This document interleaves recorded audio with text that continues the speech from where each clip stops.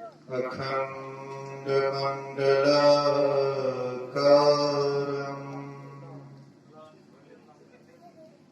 व्याप्तं येन चराचरम् तत्पदं दर्शितं येन तस्मै श्रीगुरुवे नमः।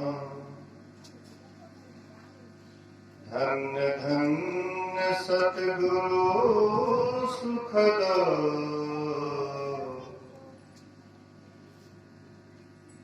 महिमा कही न जाए। जो कुछ कहो तुम्हारी कृपा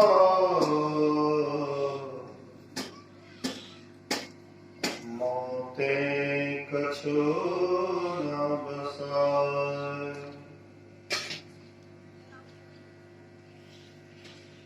सर्वत्र सर्वदा वर्तमान सद्गुरु महाराज के पावन चरणों में कोटि कोटि नमन। उपस्थित गुरुजन, धर्म प्रेमी सत्संगी बंधुओं, पूजनीय माताओं तथा बहनों, 2 दिवसीय संतमत सत्संग का विशेष आयोजन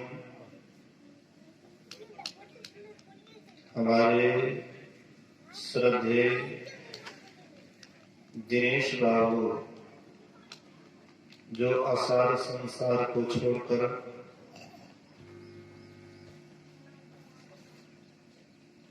परलोक सिधार गए हैं, उन्हीं के श्राद्ध क्रिया के अंतिम दिन अंतिम पाली सत्संग में उपस्थित है।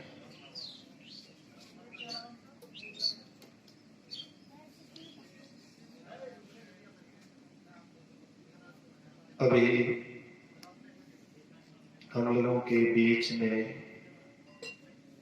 सत्संग योग से पाठ किया गया। सत्संग योग का मतलब होता है सत्संग। सत किसको कहते हैं? सीटी नहीं थे।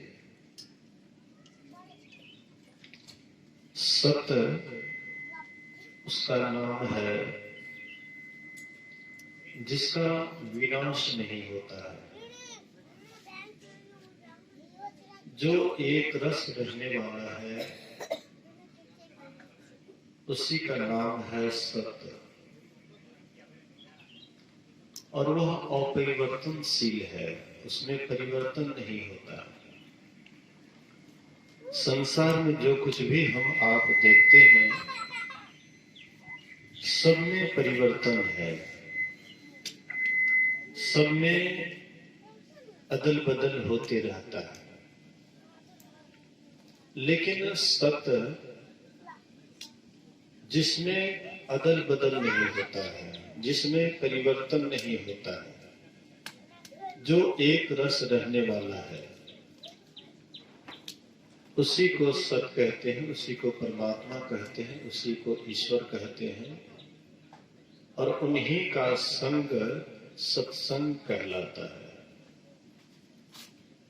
हम आप अभी बैठे हुए हैं तो वह परमात्मा तो दिखाई नहीं पड़ता है, इसलिए विश्वास नहीं होता है कि सत का संग हुआ या नहीं।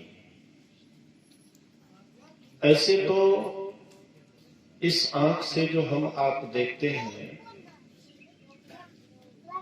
वह जितना कुछ भी दिखाई पड़ता है सबके सब असत है, परिवर्तनशील है, विनाशने वाला है। आंख से माया का दर्शन होता है, निर्माया का नहीं।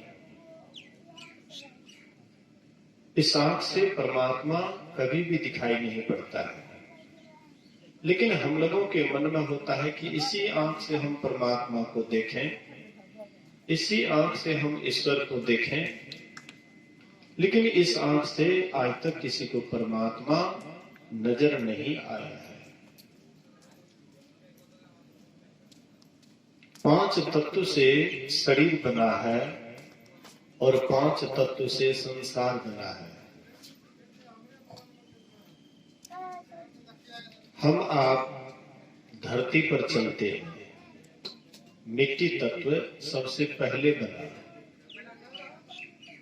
मिट्टी तत्व पर चलते हैं, ये ठोस पदार्थ है। पानी तरल पदार्थ है, पानी पर हम चल नहीं पाते। हाँ, पानी में डूबते हैं तो फिर पानी का सहारा लेते हैं।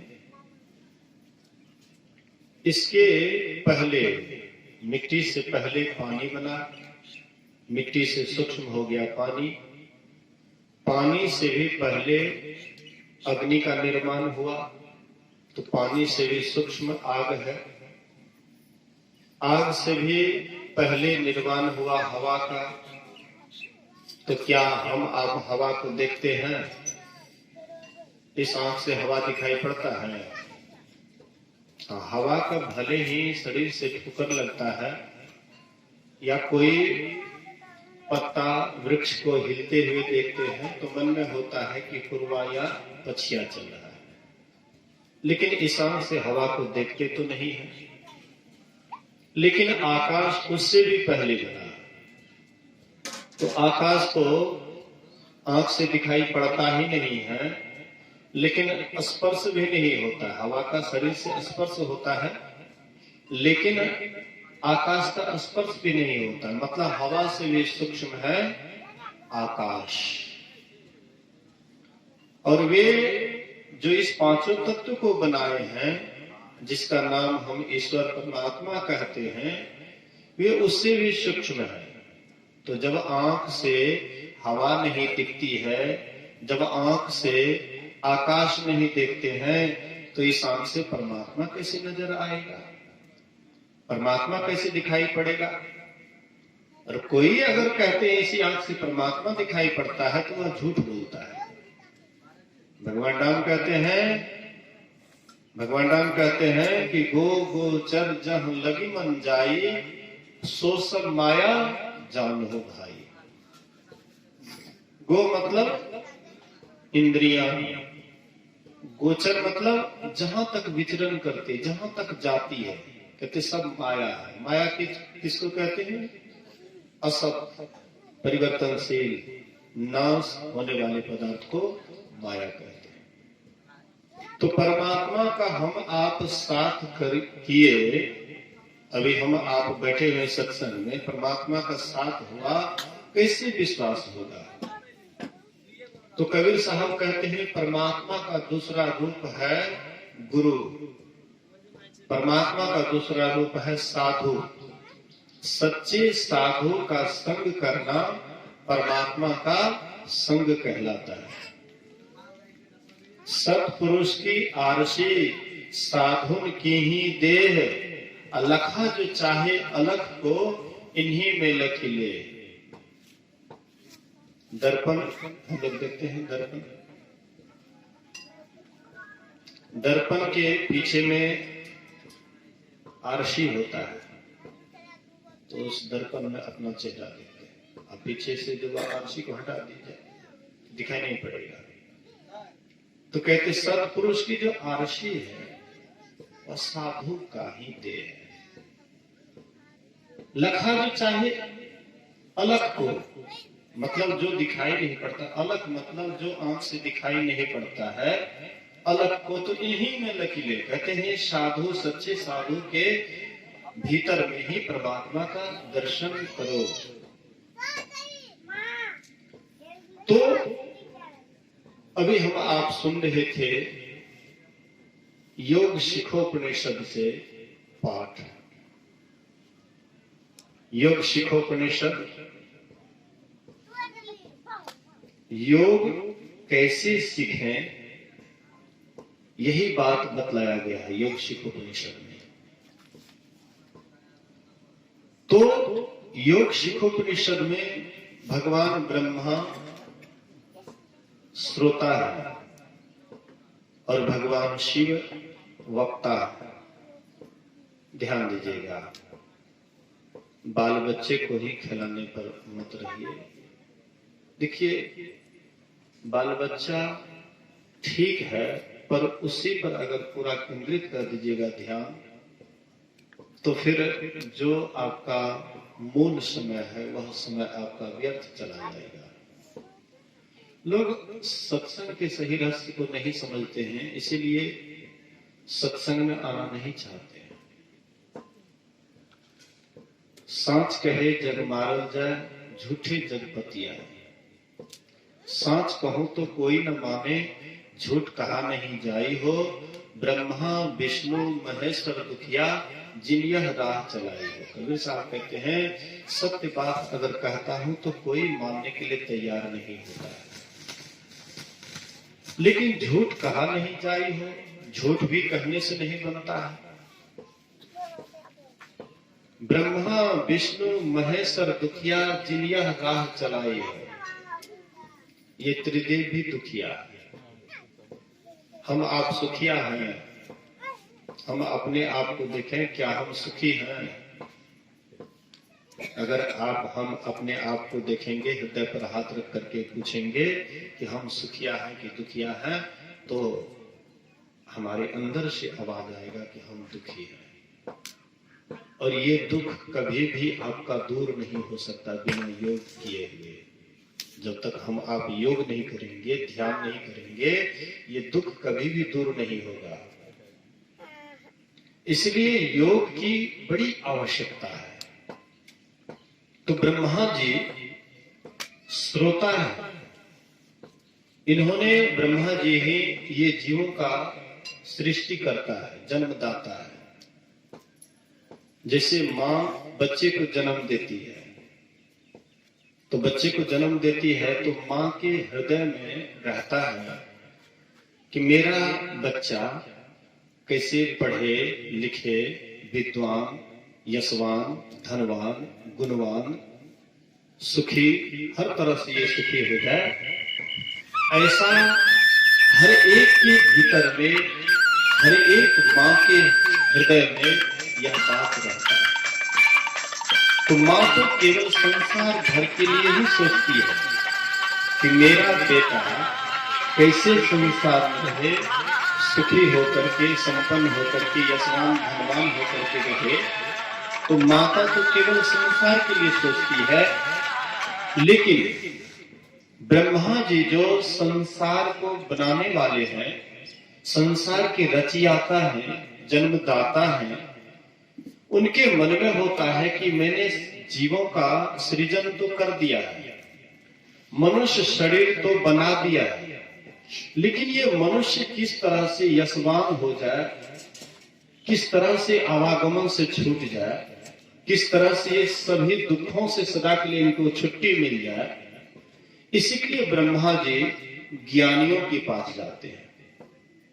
जहां ज्ञानी लोग ज्ञान की बात करते हैं, वहां पर ब्रह्मा जी जाते हैं और ब्रह्मा जी सवाल करते हैं कि यह जो मनुष्य दुख में पड़ा हुआ है, यह जो जीव आवागमन में पड़ा हुआ है, कैसे इनको इस आवागमन से छुट्टी मिले, कैसे जन्म मरण के चक्र से छुट्टी मिले। तो किसी ने कहा, ज्ञानियों ने कहा कि ज्ञान का अवलंबन लेना पड़ेगा, पोथी पुराण को पढ़ना पड़ेगा, शास्त्र को पढ़ना पड़ेगा, ज्ञान का स्वाध्याय करना पड़ेगा, अध्ययन करना पड़ेगा। ब्रह्मा जी उससे भी संतुष्ट नहीं हुए। वे गए ज्ञानियों के पास, जहां पर दिन रात योग ही योग करते थे, दिन रात ध्यान ही ध्यान करते थे। उनके पास भी गए ब्रह्मा जी, और ब्रह्मा जी उससे भी यही सवाल करते हैं कि कहिए, यह जीव जो आवागमन में पड़ा हुआ है, दुख में पड़ा हुआ है, इनको इससे कैसे छुट्टी मिले। तो ध्यानियों ने कहा कि उसके लिए योग करना पड़ेगा, ध्यान करना पड़ेगा, तब यह जीव आवागमन से छूट सकता है। लेकिन ब्रह्मा जी उससे भी संतुष्ट नहीं हुए। अंत में आए भगवान शिव के पास। भगवान शिव महायोगेश्वर भगवान शिव और भगवान शंकर से, भगवान भोलेनाथ से कहते हैं, हे भोलेनाथ, किसी ने 2, 4, 10 योग किए हैं, लेकिन आप तो 1.25 लाख योग किए हुए हैं। तो कहिए कि यह जीव जो आवागमन में पड़ा हुआ है, जन्म मरण के चक्र में पड़ा हुआ है, आपका क्या विचार है, आपका क्या मत है, यह जीव आवागमन से छूट जाए? भगवान भोलेनाथ कहते हैं, हे ब्रह्मा जी, तुम माता के समान जन्म देने वाले हो, तो स्वाभाविक है कि तुम्हारे हृदय में यह बात नहीं उठे तो भला और किनके हृदय में उठ सकता है। इसलिए तुम्हारे अंदर बड़ा ही उत्तम प्रश्न है। लेकिन मेरा तो मत है, मेरा तो विचार है कि यह जीव जो दुख में पड़ा है, कष्ट में पड़ा है, इससे निवारणार्थ इनको योग और ज्ञान दोनों का अवलंबन लेना पड़ेगा। क्योंकि ज्ञान के बिना योग अधूरा रहता है और योग के बिना ज्ञान अधूरा रहता है। इसलिए दोनों का अवलंबन लेना है, ज्ञान का भी अवलंबन लेना है और ध्यान का भी अवलंबन लेना है। मैंने सुना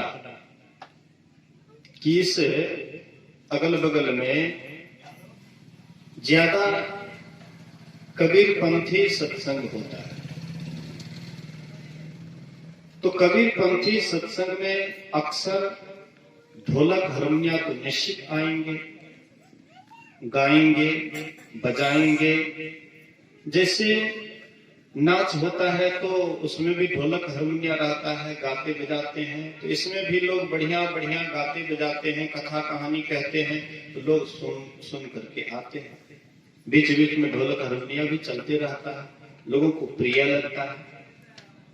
लेकिन अगर ज्ञान के सही रहस्य को अगर आप नहीं समझिएगा और केवल जीवन भर ढोलक हारमोनिया के पीछे रहिएगा, भजन के पीछे रहिएगा, तो भजन से आपका कभी भी दुख भंजन नहीं होगा।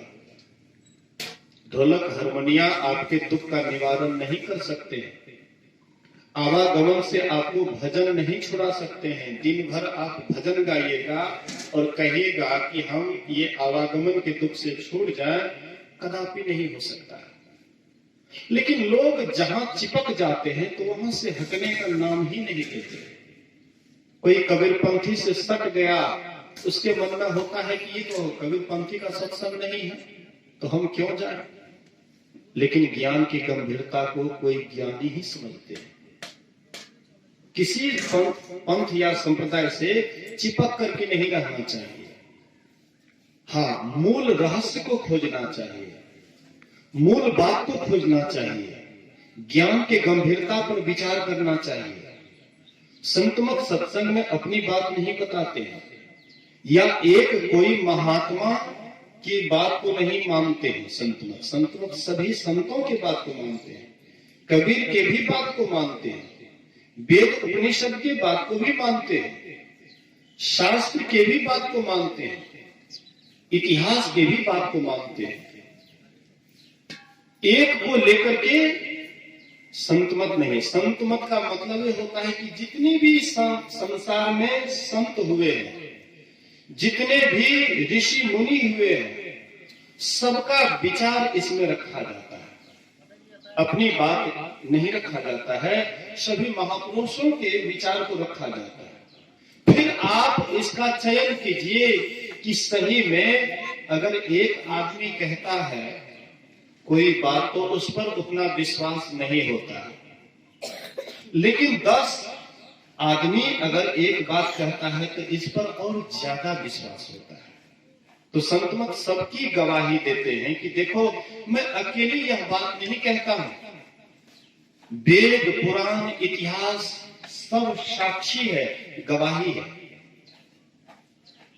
तो यहां पर भगवान शिव भोलेनाथ, जो महायोगेश्वर भगवान भोलेनाथ हैं, वे कहते हैं कि जब तक कोई ज्ञान का अवलंब नहीं लेगा, जब तक कोई योग का अवलंब नहीं लेगा, तब तक कोई भी मोक्ष को पा नहीं सकता, परमात्मा को नहीं पा सकता। इसलिए मोक्ष पाने के लिए, मुक्ति को पाने के लिए, सदा की छुट्टी को पाने के लिए दोनों का अवलंब लेना है। मैं आप लोगों को कल के सत्संग में बता रहा था कि ज्ञान किसको कहते हैं। ज्ञान कहते हैं जानने को। क्या जानने को? मैं कौन हूं और ईश्वर क्या है, जीव क्या है, ईश्वर क्या है, माया क्या है, इन सारी बातों की जानकारी ज्ञान के द्वारा मिलता है। माया ईसन आपको जान कहिए सो जीव, बंध मोक्ष प्रद सर्व पर माया प्रेरक शिव। कहते हैं जो बंधन को नहीं समझते हैं, जो अपने आप को नहीं समझते हैं, जो ईश्वर परमात्मा को नहीं समझते हैं, उसी को जीव कहते हैं। और इसी को जो देने वाले हैं, बंधन और मुक्ति को देने वाले हैं, उसी को पीर करते हैं, परमात्मा कहते हैं। तो उस ईश्वर को, उस परमात्मा को जानने के लिए ज्ञान का अवलंब लेना है, मतलब जानना है कि हम कौन है। कबीर साहब कहते हैं, आया कहां से ए मुसाफिर, जाना तुझे कहां है। तू कहां से आया है मुसाफिर। हम लोगों को मुसाफिर कहा है। मुसाफिर किसको कहते हैं? जो राही होता है, राह चलते, राह चलते चलते कहीं कहीं पर यात्री सेट बना रहता है, कहीं कहीं पर मुसाफिर खाना बना रहता है। तो हम आप वहां पर ठहरते हैं, और कब तक ठहरते हैं? जब तक गाड़ी नहीं आती है तब तक ठहरते हैं। और जैसे गाड़ी आती है तो आप मुसाफिर खाना को छोड़ करके गाड़ी को पकड़ लेते हैं। कहते इसी तरह से हम आप भी ये मनुष्य शरीर रूपी मुसाफिर खाना में आ गए हैं। हाँ, मुसाफिर खाना में आ गए हैं। और जब तक मौत रूपी गाड़ी नहीं आती है तब तक हम आप इसी मुसाफिर खाना में पड़े रहते हैं। और जैसे मौत रूपी गाड़ी आती है तुरंत उस पर सवार होकर के यहां से पलायन कर जाते हैं।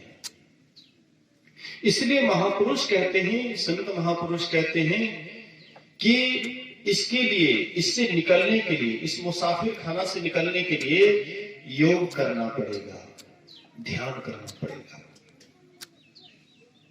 ध्यान किसको कहते हैं? ध्यान किस चिड़िया का नाम है? लोग कहते हैं कि कोई भी काम करो तो ध्यान से करो। विद्यार्थी पढ़ने के लिए जाता है स्कूल, शिक्षक कहते हैं ध्यान से पढ़ो। तो जो विद्यार्थी ध्यान से पढ़ते हैं वह विद्यार्थी पढ़ाई में आगे बढ़ते हैं,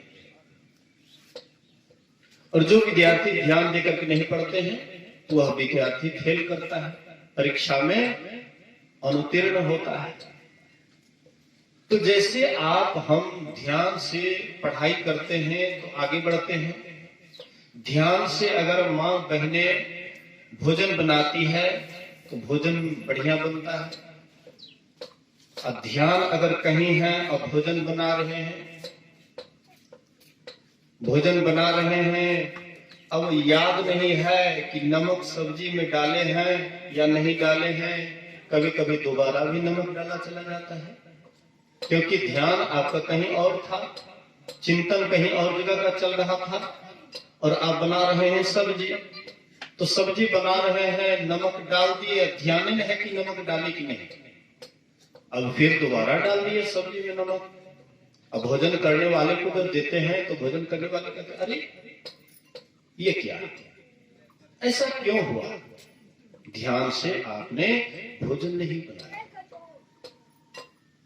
हलवाई लोग अभी भोजन बना रहे हैं, लेकिन इन लोगों की मजबूरी है ध्यान भोजन पर रखना, क्योंकि पैसे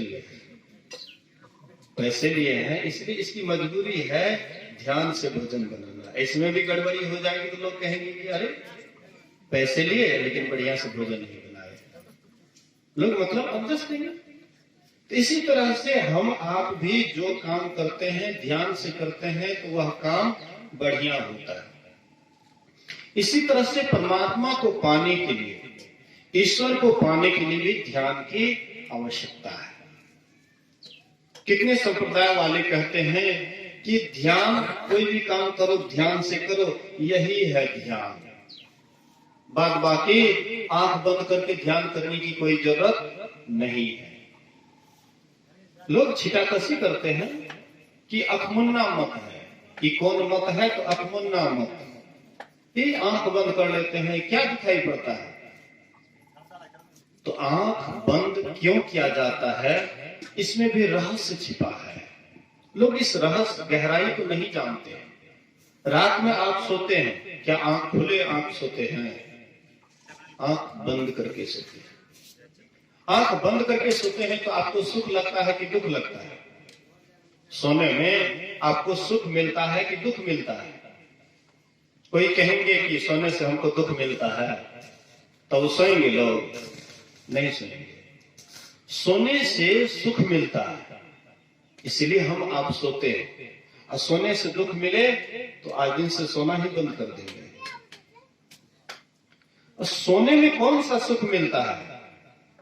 थोड़ा सा बढ़िया से विचार कीजिएगा कि सोने में कौन सा सुख मिलता है, सोते क्यों हैं, और सोने में कौन सा सुख मिलता है? तो कहिएगा कि जब सो जाते हैं तो हमारे मुंह में रसगुल्ला लोग देते हैं, इसी से सुख मिलता है सोने में। बोलिए श्री सदगुरु महाराज की। सुत जाए छिए तो मुंह में रसगुल्ला डाले छे, त्या लगे सुख मिले छे। मान लीजिए आप 2-3 रोज से आप मतलब जो है सोए नहीं, विवाह शादी या इधर उधर के फंक्शन में आप जगे रहे, और आपको कोई कहे कि रसगुल्ला खा लो पर सो मत। आपको रसगुल्ला उसमें प्रिय होगा कि सोना? आपको 2-3 रात से आप जगे हैं और आपको कोई कह दे कि सो मत, रसगुल्ला खा लो, पेड़ा खा लो, बर्फी खा लो, लेकिन सोना नहीं है, आप कहिएगा कि सबको हटा, हमको सोने दो। क्यों भाई? सोने में न आप रसगुल्ला खाते हैं, न बर्फी खाते हैं, न कोई और चीज खाते हैं, फिर सोने में कौन सा सुख मिलता है कि आप कहते नहीं सोने दो? भर दिन आप कड़ी मेहनत कीजिए, खूब मेहनत कीजिए, अब मेहनत करते करते शरीर आपका एकदम थक जाता है, हरासमेंट हो जाता है, थक जाता है, एनर्जी लॉस हो जाता है। और उस समय में जब आप सो जाते हैं, सो करके जगते हैं, तो शरीर में लगता है एकदम एनर्जी लौट गया, शक्ति लौट आई। ये कहां से शक्ति लौट आई? न कि आप कुछ न खाए, न पिए, न कुछ किए, लेकिन आराम से सो गए। सोने के बाद कौन सी शक्ति लौट आई आपके हृदय में, आपके भीतर में? संत महात्मा कहते इसी को थोड़ा पहचानो, ये नमूना है। हम आप कोई भी सामान बेचते हैं तो जो व्यापारी होता है उसको नमूना दिखाते हैं। गेहूं बेचना है या चावल बेचना है या मकई बेचना है तो नमूना दिखाते हैं कि ये नमूना है। नमूना देख करके उसका दाम छाप कर दिया जाता है कि आपके फसल का, आपके दाना का यह रेट हुआ, तो नमूना से दाम लग जाता है। इसी तरह से संत मत हम आपको नमूना बताते हैं कि सोने में कौन सा शक्ति है कि इस काम करते करते शक्ति ह्रास हो जाता है, और सोने के बाद कौन ऐसी शक्ति है जो पुनः लौट आती है? कहते यही ध्यान में होता है, यही बात ध्यान में होता है।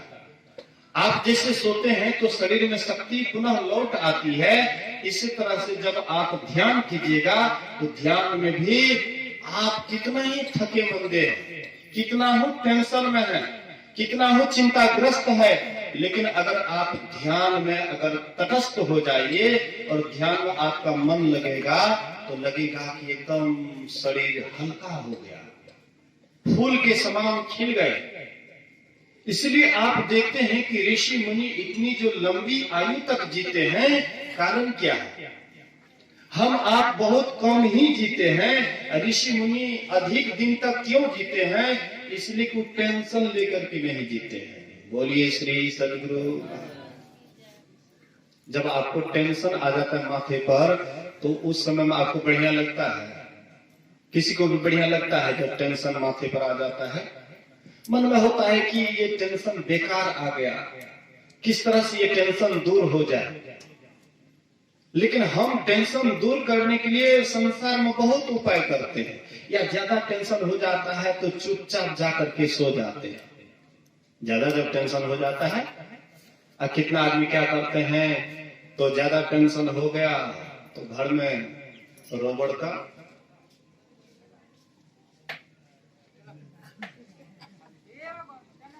मुन्ना खोले, धड़क डाल दिए, सदा के लिए सो गए। या उससे कम टेंशन है तो जाकर के बेड पर जाकर के चुपचाप आंख बंद कर लेते हैं, सो जाते हैं। तो देखिए इसमें रहस्य छिपा है कि सो गए तो आपका टेंशन तत्काल के लिए तो हुआ, लेकिन सदा के लिए तो नहीं हुआ। आप सो गए, थोड़ी देर के लिए आपका दुख दूर हुआ। बोलिए श्री सद्गुरु। अच्छा एक बात और बताइए, जब आपको माथा दर्द बहुत तेज हो जाता है, नमूना में दे रहा हूं साधना ध्यान का, आपको माथा दर्द बहुत जोरों से है, आप बहुत परेशान हैं, दुख से करा रहे हैं, और उस समय में आपके मन में होता है किस तरह से नींद आ जाए। कितना हो आप गोली खाए, कितना हो आप इलाज किए, लेकिन फिर भी आपका माथा दर्द ठीक नहीं हो रहा, तब अंतिम में आप निर्णय लेते हैं कि किसी तरह से सो जाए। तो सो जाते हैं तो तत्काल आपको उस दुख से राहत मिलता है। उस समय में आपको याद नहीं रहता है कि माथा दर्द हो रहा है, कि बुखार है, या और कोई परेशानी है। उस समय में कोई आपको तकलीफ महसूस नहीं होती है। लेकिन जगने के बाद जब जग जाते हैं तो फिर वही टेंशन, वही चिंता, वही माथा दर्द, वही बुखार होता है कि नहीं होता है? लेकिन संत महात्मा कहते हैं ये टेंशन को सदा के लिए अगर तुम दूर करना चाहते हो, ये तुम्हारा टेंशन सदा के लिए खत्म हो जाए, तो क्या करना पड़ेगा जानते हो? बोलिए श्री सद्गुरु। आप लोग महिष को आप लोग देखे होंगे, तालाब में धोने के लिए जाते हैं, हाँ, पोखर में भैंस को धोने के लिए जाते हैं। तो तालाब के जैसे अंदर जाता है भैंस, तालाब में घुसता है भैंस, तो उसके माथे पर बहुत हावड़ कपाड़ पर आकर के बैठ जाता है। हाँ, कपाड़ पर बहुत हावड़ बैठ जाता है। तो भैंस को जब काटने लगता है हावड़, तो भैंस क्या करती है, तत्काल वह पानी के नीचे अपने सिर को कर लेती है। लेकिन कब तक?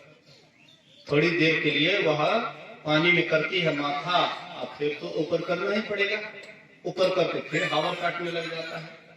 बस यही बात हो जाती है, जब हमें कोई चिंता होती है, होता है या टेंशन होता है तो हम सो जाते हैं, लेकिन जगते हैं तो फिर वही चिंता, वही टेंशन, वही माथा दर्द। संत महात्मा कहते एक ऐसा उपाय है कि वह हावड़ ही सदा के लिए समाप्त हो जाए, वह चिंता ही सदा के लिए समाप्त हो जाए, वह टेंशन ही सदा के लिए समाप्त हो जाए।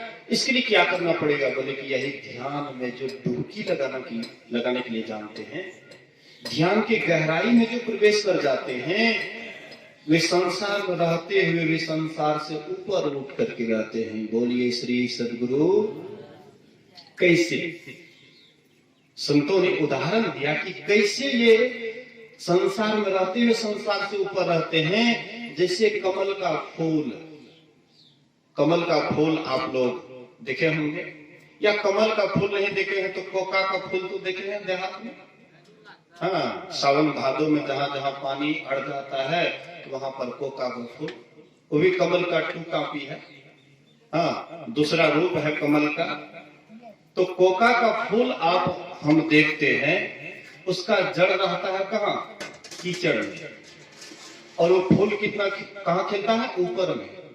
अब बारिश चाहे जितना हो जाए, चाहे बारिश से भर ठगुना या भर कमर या अथाह पानी हो जाए, लेकिन देखिएगा कोका का फूल पत्ता अपने आप नमर जाता है, फिर ऊपरे में रहता है, पानी में डूबा हुआ नहीं रहता है, फिर ऊपर हो जाता है।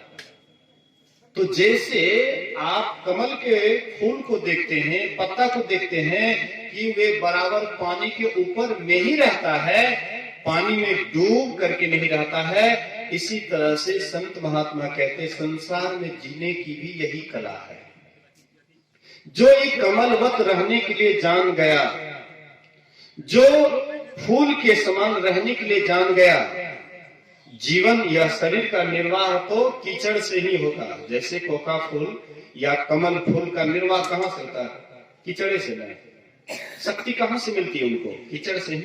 रस कहां से मिलती है? कीचड़ से ही। रहते हैं कीचड़ में, लेकिन फूलते हैं ऊपर में। सुंदर फूल लोगों के मन को मोह लेते हैं। कहते इसी तरह से तुमको रहना पड़ेगा परिवार में, रहना पड़ेगा बाल बच्चा के ही अंदर, रहना पड़ेगा घर परिवार के ही अंदर, रहना पड़ेगा जमीन जायदाद के ही अंदर, मकान दुकान के ही अंदर। रहना तो यही है। बहुत आदमी कहते हैं बाबा की करवे, घर परिवार में बड़ा टेंशन है, ऐसे बढ़िया घर छोड़ देती है न तो बड़ा बढ़िया रहती है। लेकिन घर अगर छोड़ते हैं तो फिर खाने की चिंता तो रहेगी। जहां भी जाएंगे पेट के लिए तो व्यवस्था करना पड़ेगा। कहीं भी जाइएगा नया संसार बसा लीजिएगा। यहाँ पर आप पुराने संसार को छोड़े, पुराने बाल बच्चा को छोड़े, अब कहीं और जगह गए, दूसरे बाल बच्चा को अपना बना लिए, उसका फिर टेंशन सताने लगा। तो कहां जाइएगा संसार में, जहां जाने के बाद आपको कोई टेंशन ना रहे? संसार में कहीं भी जाइएगा आपके माथा पर टेंशन रहेगा ही। चाहे बाबा जी बन जाइए, वहां पर भी पेट की व्यवस्था करना पड़ेगा। घर परिवार में रहते हैं तो पूरे परिवार को लेकर के चलना पड़ता है। अब बाबा जी बन जाएंगे तो अकेले रहना पड़ेगा, तो अकेले पेट के लिए तो सोचना पड़ेगा। अभी तो बाल बच्चे का भरण पोषण करते हैं, तबियत खराब हो जाता है तो आता उधर से मैं की दबाने लगता, तब बंद होता है। बाल बच्चा के लिए पालियन आप सुख लागे मन में होता है कि बाल बच्चे हैं, सेवा करते हैं। अब बाबा जी बन जाएगा तो वहां भी पैर दबाने वाला भी कोई नहीं रहेगा। तब ऐसे बढ़िया तो घरे बढ़िया और तो बालो बच्चा देख रेख करेंगे, तबियत खराब है तो कुछ वो करेंगे, की बोलो माँ, की बोला पापा है? पूछने वाले भी तो थे, लेकिन यहाँ पर तो कोई पूछने वाला नहीं है। इसलिए महापुरुष कहते हैं कि तुम जहां हो रहना है वहीं पर, शरीर में ही रहना है, और शरीर में रहोगे तो संसार में ही रहोगे।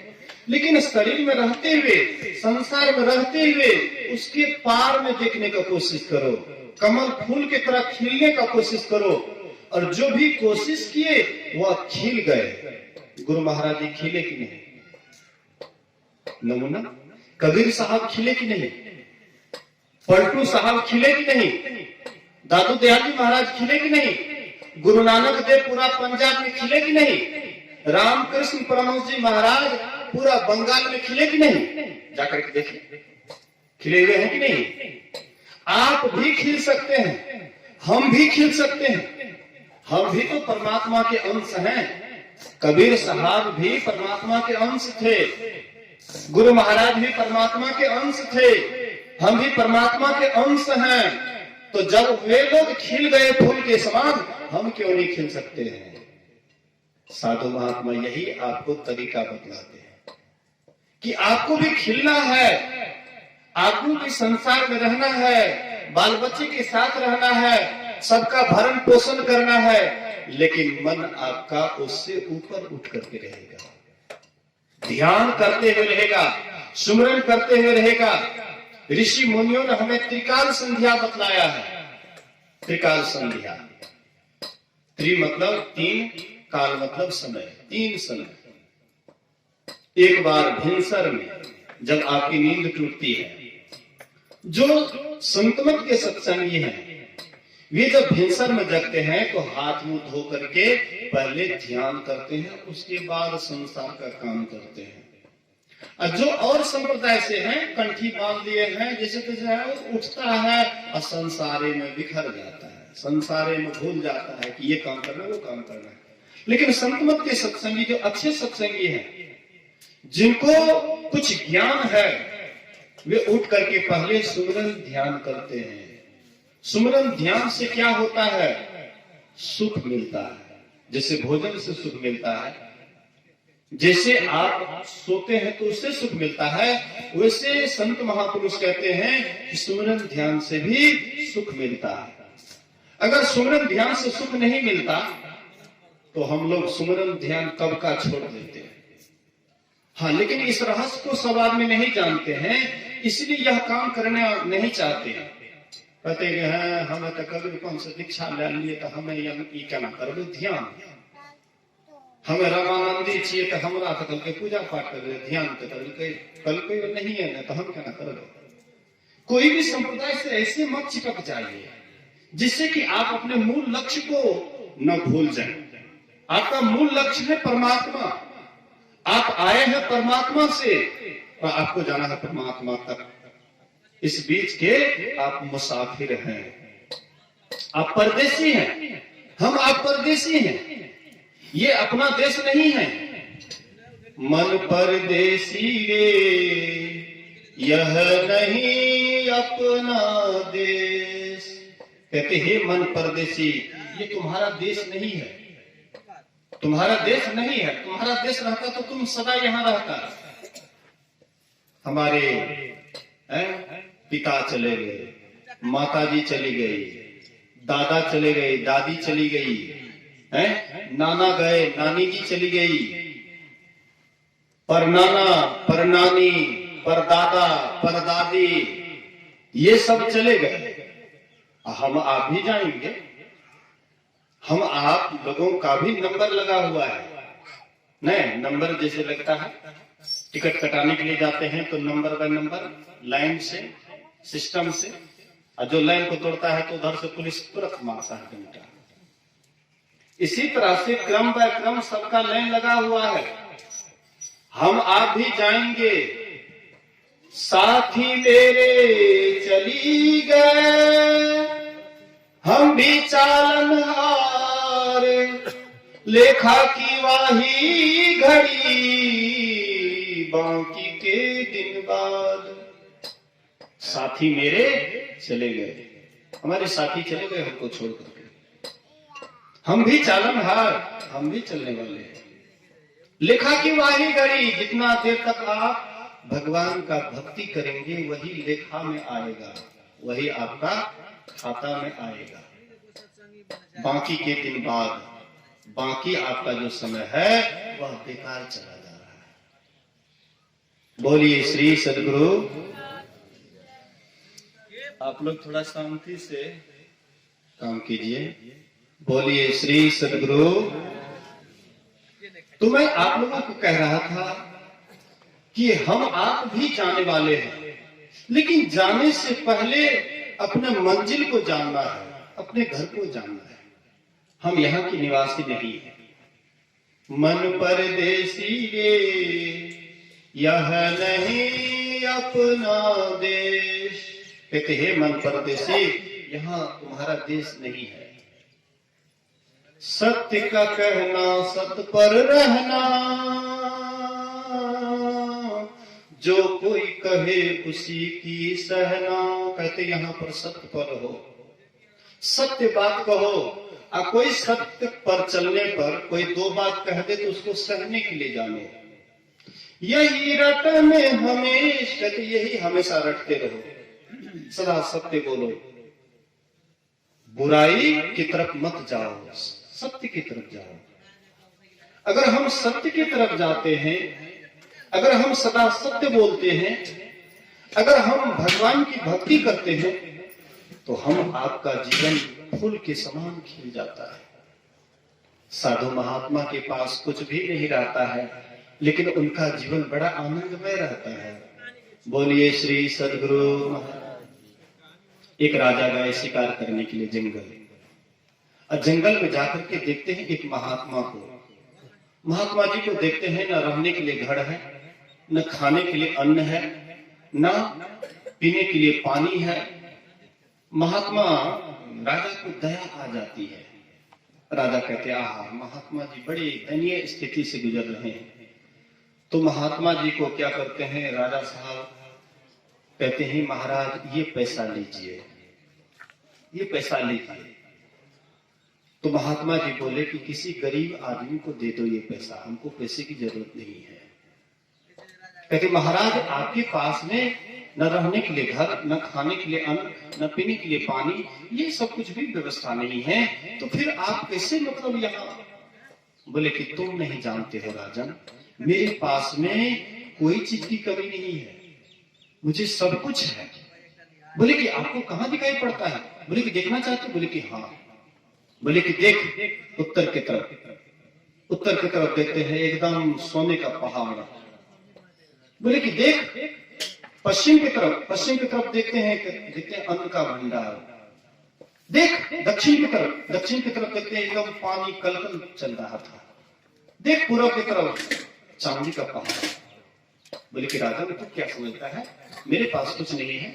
अरे मेरे पास वह भी जड़ी है कि लोहा को छुआने पर सोना हो जाता है। बोलिए श्री सद्गुरु। मेरे पास वह भी जड़ी है कि लोहा को छुआने से सोना हो जाता है। तो राजा तभी तो चले गए, और जाने के बाद जब घर पर गए, अब मन में जब सोचने लगे कि महात्मा जी के पास वह भी जड़ी है कि एक बार लोहा को छुआने से सोना हो जाता है, तो क्यों नहीं कुछ लोहा लेकर के जाते और महात्मा जी के पास सोना बना करके ले आते। राजा को नींदे नहीं आ रही है, यही चिंतन में उसका समय जा रहा है।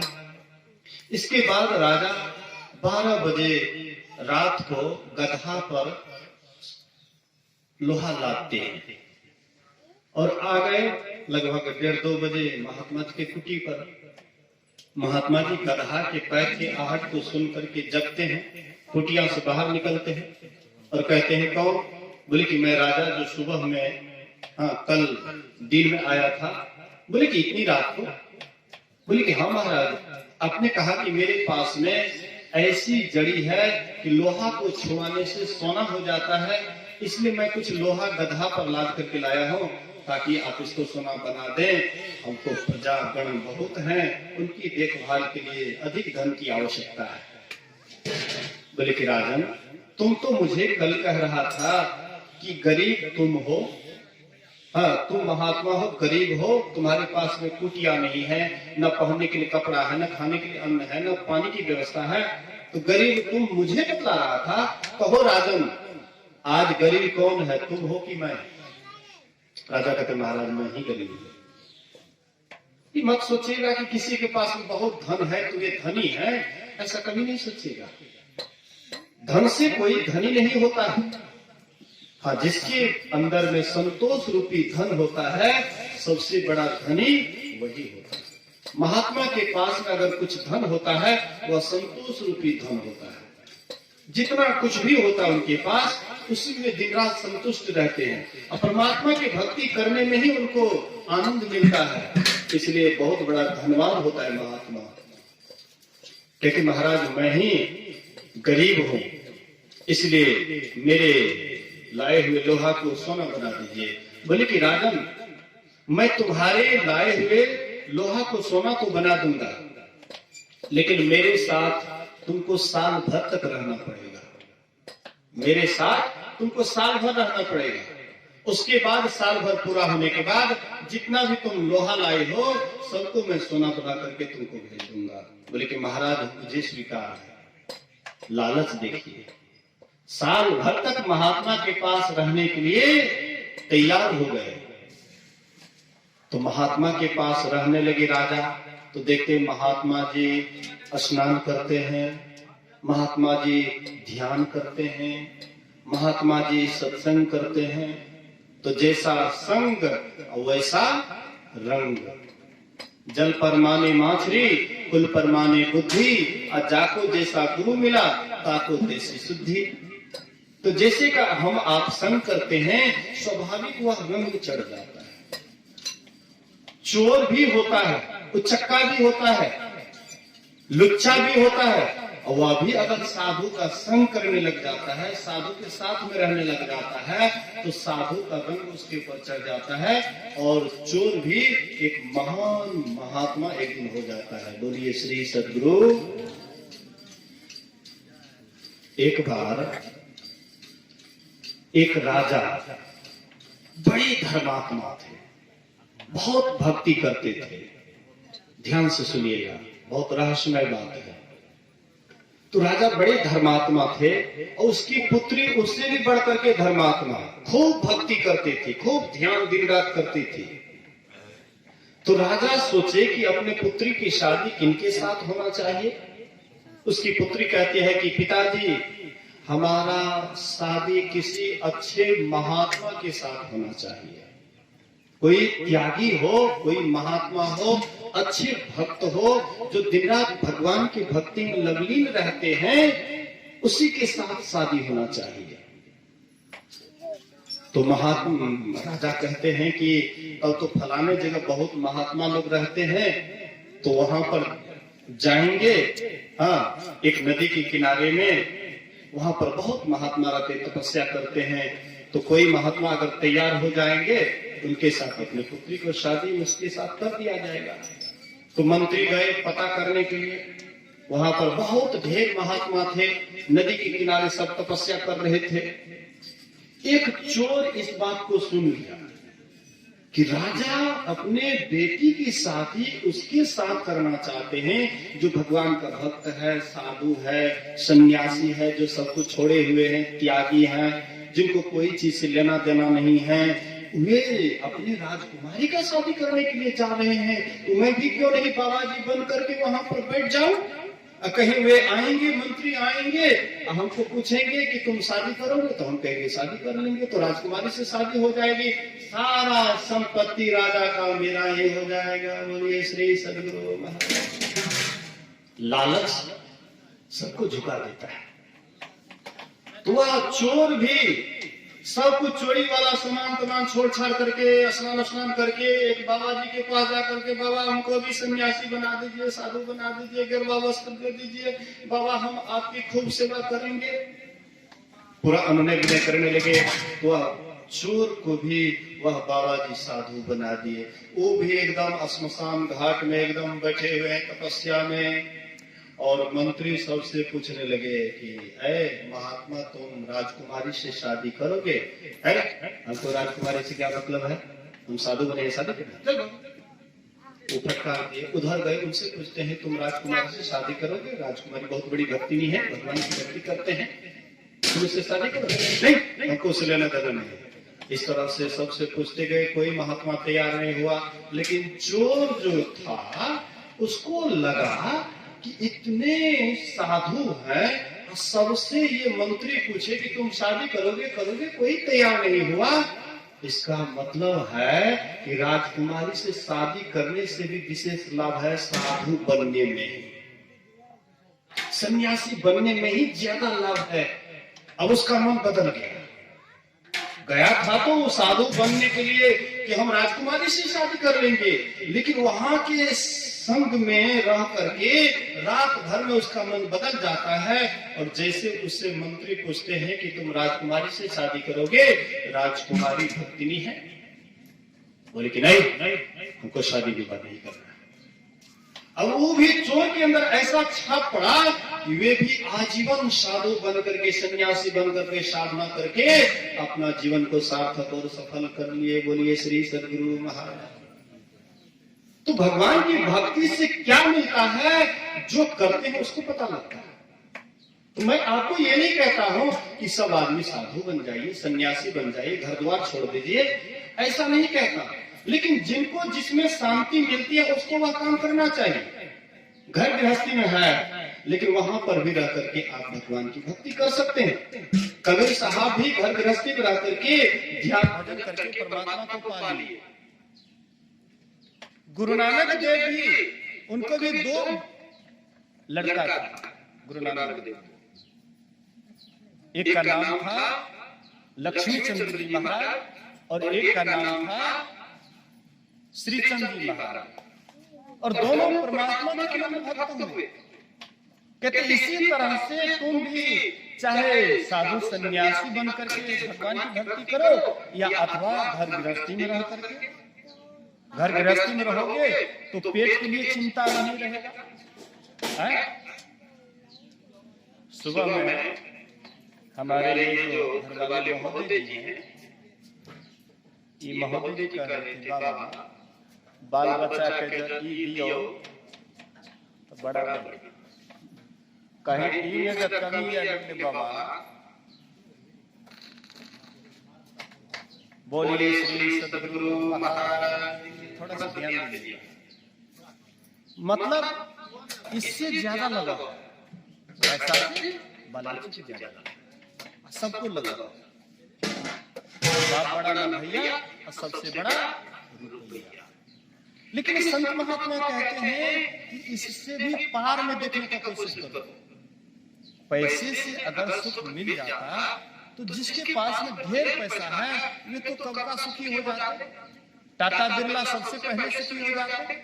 अभी मुकेश अंबानी सबसे बड़ा धनी है, उनको तो सबसे पहले सुखी हो जाना चाहिए। संत महात्मा कहते हैं चाहे तुम गरीब हो या अमीर हो या जो भी तुम्हारे पास में है, जैसी व्यवस्था है उसी व्यवस्था में रह करके अगर तुम परमात्मा की भक्ति करते हो तो तुम्हारा जीवन सुखी हो जाएगा, तुम कमल के समान खिल जाओगे। गुरु नानक देव कहते हैं जैसे जल नहीं कमलो मुर्गाई निशाने असुरत शब्द भवसागर तरिये नानक नाम बखाने। कहते जैसे जल में कमल रहता है इसी तरह से तुम संसार में रहो, और संसार में रहते हुए भी परमात्मा की भक्ति करोगे तो तुम भी कमल के समान खिल जाओगे। हम लोग नाव को देखते हैं पानी में रहता है, नाव कहाँ रहता है? पानी में। लेकिन नाव के अंदर पानी अगर आता है तो क्या करेंगे? उसमें निकालना चाहिए, क्या करना चाहिए? नाव में बाढ़े पानी, घर में बाढ़े दाम, और दोनों हाथ उलीचिए यही सयानो काम। कहते हैं कि नाव में अगर पानी बढ़ जाता है, घर में अगर आमदनी होता है, हाँ, तो आमदनी से भगवान की भक्ति करना चाहिए, सत्संग ध्यान करवाना चाहिए, धर्म काम करवाना चाहिए। न अगर घर में पैसे होता है उसको शुभ गति में लगाइए, शुभ काम में लगाइए। नाव में अगर पानी बढ़ती है तो दोनों हाथ से उलीचिए, दोनों हाथ से निकालिए। अगर पानी ज्यादा हो जाता है तो नाव पानी में डूब जाता है, आप भी डूब जाएंगे।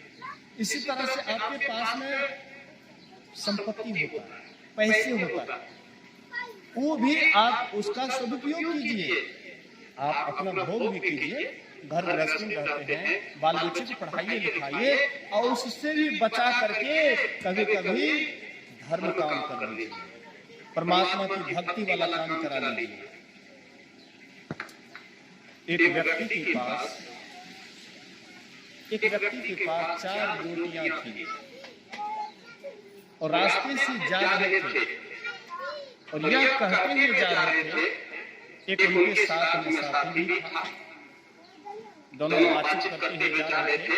और जिसके पास 4 रोटियां थी वे बीच बीच में कहते थे 2 खाएंगे और 2 कुआं में डाल देंगे, 2 खाएंगे और 2 कुआं में डाल देंगे। इनके जो साथ में साथी थे उनके मन में होता था कि कैसा आदमी है, हम इनके साथ में जा रहे हैं, बातचीत करते हुए जा रहे हैं, लेकिन कहता 2 खाएंगे 2 कुआं में डाल देंगे। अच्छा, इनकी रोटी इनकी मर्जी। तो जब कुआं आया तो वे अपना भी कुल्ला करते हैं, इनके जो साथी थे उनसे भी कहते हैं कि तुम भी कुल्ला कर लो, ये भी कुल्ला किए। दो अपना रोटी खाए और दो उसको खिला दिया, और उसके बाद फिर रास्ते से मुंह हाथ धो करके चलने लगे। तो ये साथी कहते हैं कि तुम लोग कह रहा था कि दो खाएंगे दो कुआं में डाल देंगे, लेकिन दो तुम खाया और दो तो कुआं में नहीं डाला, मुझे खिला दिया। बोले कि देखो भाई, दो जो मैं खाया वह तो मैं कुआं में डाल दिया, मैंने जो खाया उसको तो कुआं में डाल दिया, लेकिन तुझे जो मैं दो रोटी खिलाया यही असल में हम खा रहे हैं। ये मेरे लिए धरोहर रखा हुआ रहेगा। दो रोटी हम जो तुमको खिलाए ये तो मेरे लिए धरोहर रखा रहेगा, लेकिन मैंने जो खा लिया ये दोबारा फिर मिलने वाला नहीं है, वो तो कुआं में डाल दिया।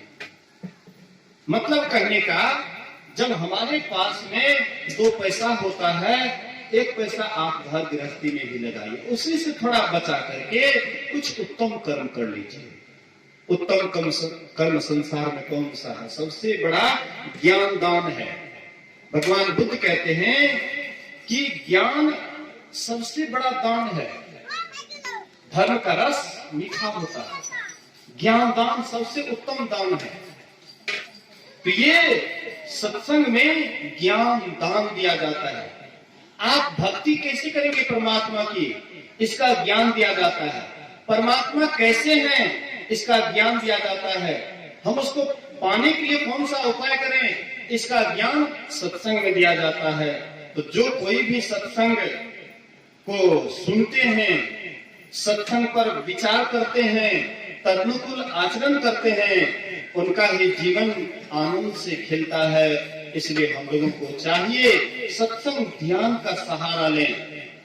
केवल गान बजान की तरफ ना जाएं, केवल मनोरंजन की तरफ ना जाएं। मनोरंजन से उठ करके आज कैसे दुख भंजन होगा, मतलब आवागमन से कैसे छुट्टी होगी, इसके लिए एकांत में ध्यान कीजिए।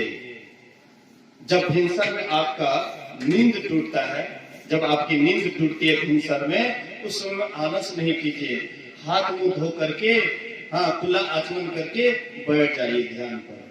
जब आप स्नान करते हैं, जिस समय में स्नान करते हैं उसी समय में चाहे लाखों काम क्यों नहीं हो, सबको भूल जाइए। जैसे स्नान किए वहां पर कुछ न कुछ देर बैठ जाइए। और फिर जब सांझ का समय होता है, जिस समय में हमारी माँ बहनें सांझ बाती करती है, उस समय में हाथ मुंह धो करके खुला आचमन करके सांझ बाती दिखा करके उसके बाद ध्यान कर लीजिए। फिर स्तुति विनती कर लीजिए और फिर बाल बच्चे के लिए खाना पीना बना दीजिए, खाना पीना दूसरे को भी खिला दीजिए, अपना भी खा लीजिए।